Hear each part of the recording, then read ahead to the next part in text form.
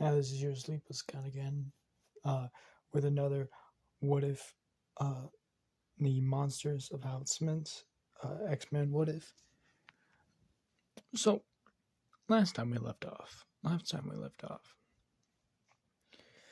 uh, the, the, the particularly Gabriel at this sort of time found a certain person who both have a connection between him and also Max, or aka uh, mm, Magneto. Oh my gosh, how the fuck did I forget his name so much?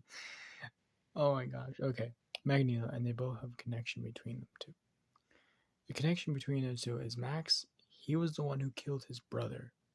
And for Magneto, he was the one who technically killed his mom.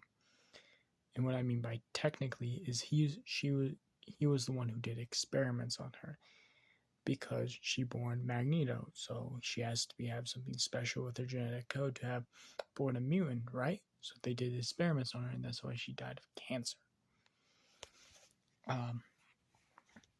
So when they met up and started talking, the first thing is they had to meet with Xavier, and they have to meet with Mystique. So they met up. They talked for a little bit. Mystique came in with a co-named the Beast.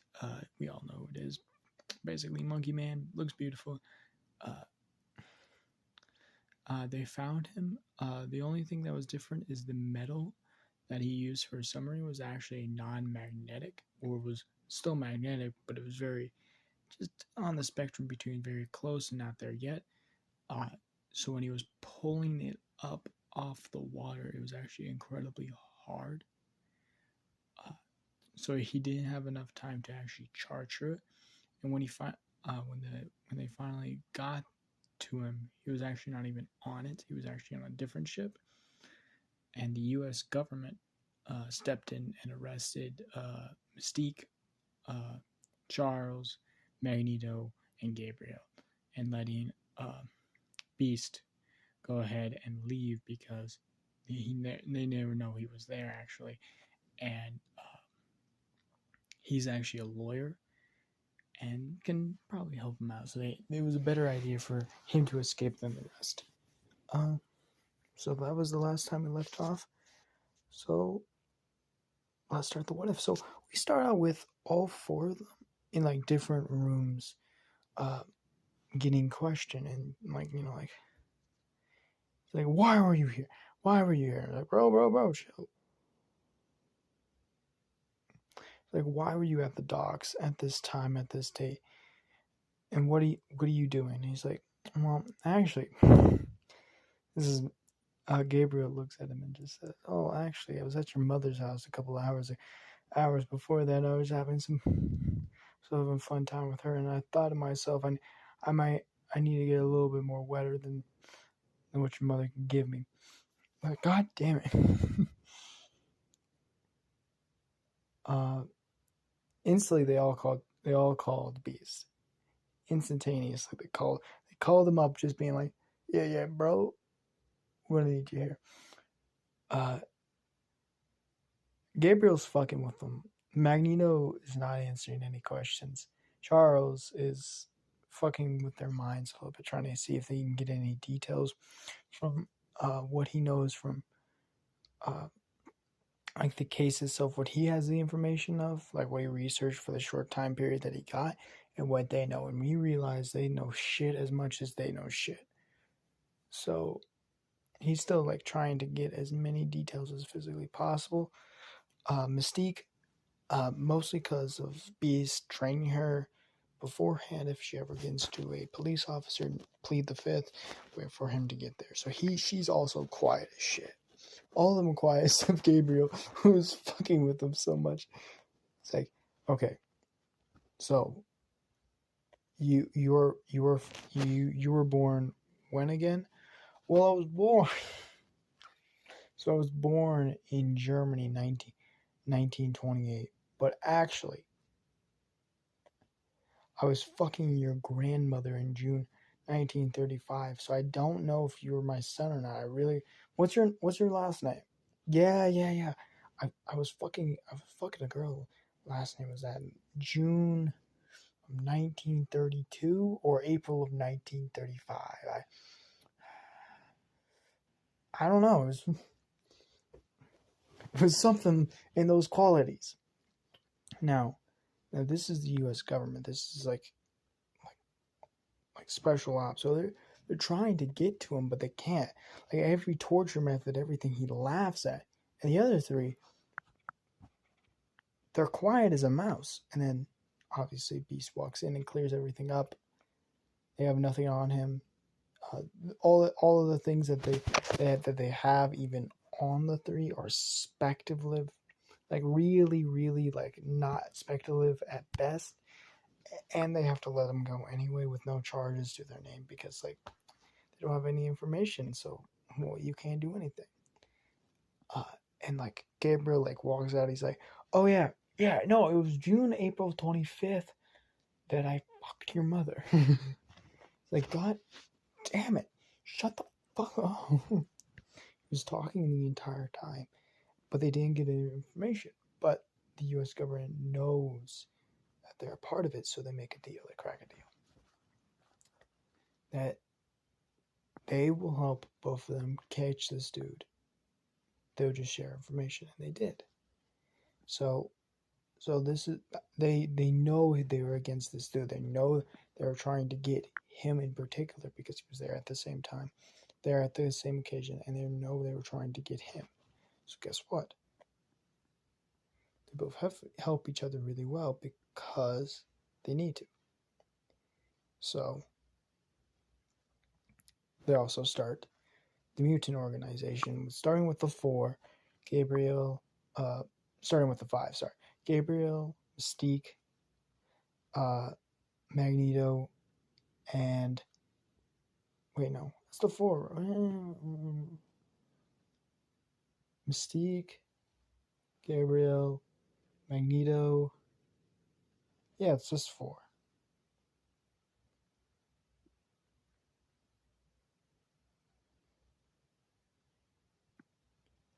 No, it's Gabriel, Magneto, Charles, and Mystique, and then also Beast. So five. Sorry, mathematics, boy. You see, I didn't pass geometry in sixth grade. God damn. So after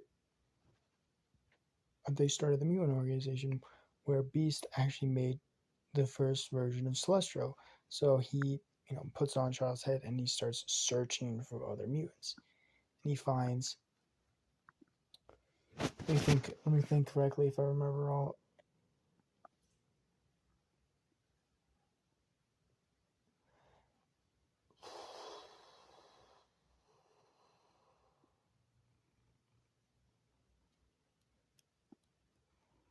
Two, three mutants. Four, and technically, but Logan, one of Gabriel's old fighting buddies, couldn't join up because of a prior thing that was going on at the time.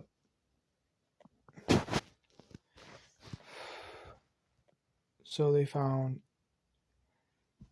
Angel first, a hooker in the, I should say, entertainer. That's probably maybe the proper words, but you know how it is, in a strip club.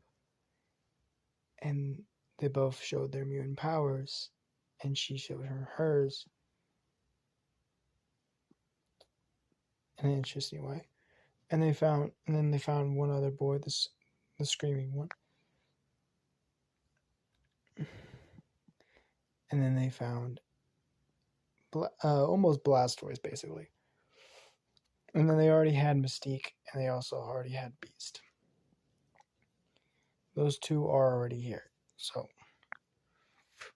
they don't need anything else. They're already here, so it doesn't matter in the grand scheme of things. So Charles, Gabriel, and Magneto are basically the top dogs because they're the strongest of the group, especially Gabriel. So what is going on is they actually have training. They pick him up. Oh wait, sorry. Also, one more. Pisses me the fuck off because we have to be canon here. Darwin. They pick up Darwin as well. So they actually start like just picking them up and getting them there. Now, because Gabriel's really good with just introducing things to a new topic, he's the one there, and Gabriel and Mystique and Beast are basically just his is basically teachers. He knows a lot more. See, Gabriel is really good at this.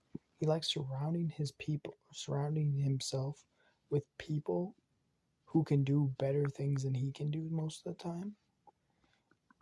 But with that, he also likes surrounding people who have more knowledge. Like Charles is way smarter than him right now, but Charles also thinks more psychologically than actually physically.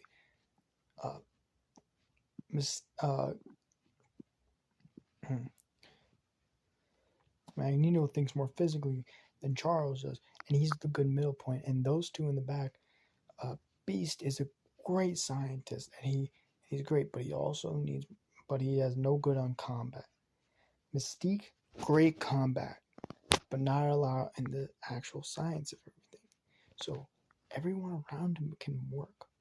So what he does is he puts Beast and Mystique, because they're roughly around the same age, about 25, 26 years old, in the same area as them, even though obvious Mystique has way more combat skill than any one of us combined. Like, she still has her Glock 9s. She's still hammered up. She's ready. She can shoot, she can fire, and she can do anything at any notice at any period of time. And he knows and Gabriel knows. But first, just to get to know each other, they basically just let them in a room and just talk, because that's what teens do. They just introduce themselves and get ready. So like they do their little convention thing that they did as well. So like they'll kind of show their powers. Like the first one to show them is Angel, and she shows off her wings, and she can show that she can spit fire. And Gabriel sits him in a room right by a statue because he knows what they're gonna fucking do.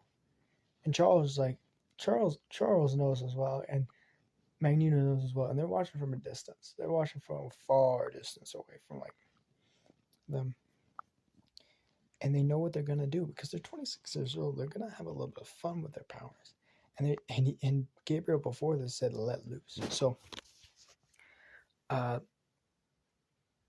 what first off shows that like Mystique shows off her morphine abilities. She can change face. And then Angel shows off she can fly and shoot fire. And this is for them to know each other and for Gabriel himself to start matching up. Start being like, okay. Like Gabriel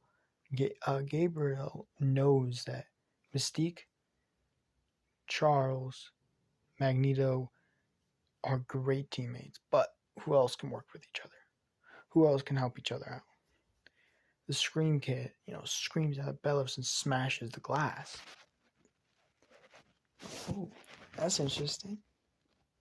And Charles sees it as well, and he's like, that's a muscle. With Gabriel, he has weaknesses. He doesn't always think like Charles does. So when Charles says that's a muscle, he's like, oh shit, it is a muscle. That's a muscle group. You gotta think about it like that. That's a muscle. It's a strength. Like every quirk is a muscle. So it's like that can be trained. That can be focused. That can be used. So like every one of them used, and then when the kid uses and he says get back, that fucking shows something. That shows something cool too. Because that means he's scared of his powers. And Gabriel kind of knew that with him being in solitude and everything. But that shows way more. That shows teamwork. That shows that he doesn't want his team to be hurt. And that shows leadership. So when he cuts the statue in half, and Charles is like, fuck, what the fuck, bro? We should stop it now. He's like, no, we shouldn't. Because they're not doing anything dangerous at all. Because he's like, you have to let the kids play a little bit. And then when the guy shows up, he tries to like stop them.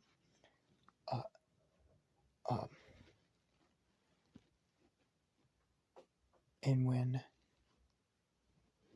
the kid dies, when he shoved a little rod, he went berserk. Because he doesn't care if he gets hurt. That's a different thing. But when he died, when he killed him, he got so close. He was running up to him because he thought he would be in the back. He heard the explosion, so he ran to the front too. But he saw this massive guy, and when he started running forward, he was just there to see him kill him. And he tried to defend himself as much as he physically possibly can. His body tried, but he couldn't. And he got so close to him that he grabbed his arm and ripped it off. But just then he was teleported away by one of his guys. And he was at the point where he has his arm in his hand. And he has the corpse of this kid. Because remember, Gabriel doesn't age. So he sees these people as children. And he looks over and he sees that Angel's gone. And he's dead. He looks at the rest. He says, you think you'd be ready to fight? And all of them say yes. And he grabs his arm and grab the arm of the guy and throws it as far as he can. So it's good. Charles, we're going home. As they get all the kids round up onto a jet to the place to get training done. And that's where we're going to leave off here. Hope you guys like it. I have a couple ideas for a couple of videos I should do. But if you guys like the video, like it, subscribe, do what you fucking want. Do cocaine, make crystal meth. But I'll see you guys later.